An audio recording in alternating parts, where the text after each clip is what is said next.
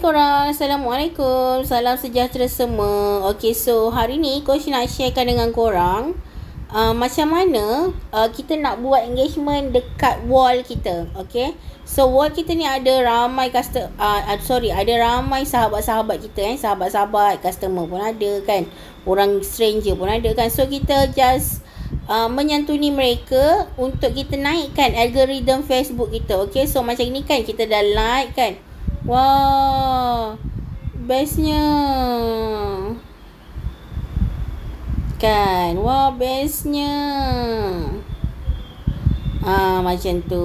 Okay, Lepas tu kan macam ni kan. Ni kan kita dah like kan, kita dah komen kan, selamat raya macam tu. Okay, so ni pun kita dah like kan. Okay, yang ni kita bantu nak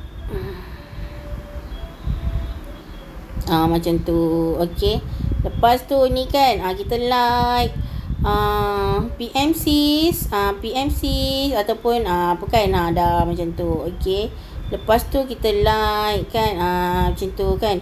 Ni iklan sendiri kan. Ni iklan siapa ni. Okay, nak order kan. Okay, lepas tu buatlah lagi kan. Siapa-siapa lagi kita kenal kan, nak order. Okay, ni kan nak order. Nampak tak diorang ni? Nampak tak? Ini adalah salah satu contoh kan, salah satu contoh yang diorang buat iklan sama-sama. Diorang komen sama-sama macam tu. So kita kena buat macam ni. Okay, macam tu. Okay, so ni kan like kan. Lepas tu kita lepas tu kita komen kan. Letak gambar pun boleh.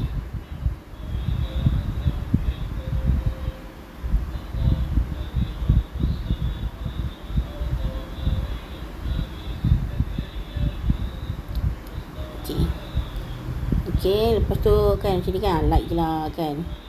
Yang kenal-kenal je lah, yang tak kenal tak payah like. Okay dah. Okay, ni nak kan, nak macam tu. Okay, so wow, macam tu kan. Okay, yang kita kenal lah. Macam tu. Okay, cakap nak join, kita bantu dia.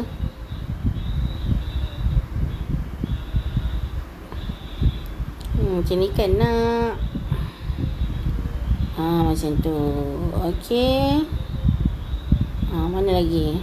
Kan, yang tak kenal ni memang tak lah. Kan, macam ni kan kita nak. Macam tu. Kita bantu je kan, sesiapa sahaja kan. Ni copyright ni best tau. Copyright ni best. Okay, boleh ambil. Macam tu. Okay, so ni Fazila kan, kita confirmkan. Ni Nira Azina tak kenal. So tak kenal ni tak payah. Tak kenal memang tak ambil lah.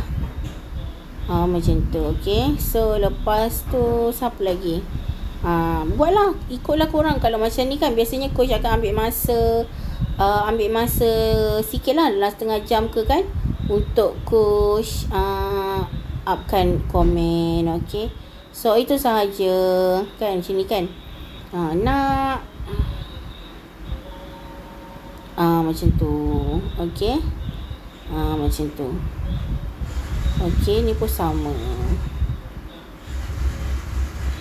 Macam tu. Macam tu kan. Ni kan PM pun boleh. Okay, so kalau korang tak faham, nanti korang boleh tanya coach. Kalau korang direct coach, tanya coach terus Okay, lepas tu kalau korang lead atas, korang tanya leader korang. Dan itu sahaja. Bye. Assalamualaikum.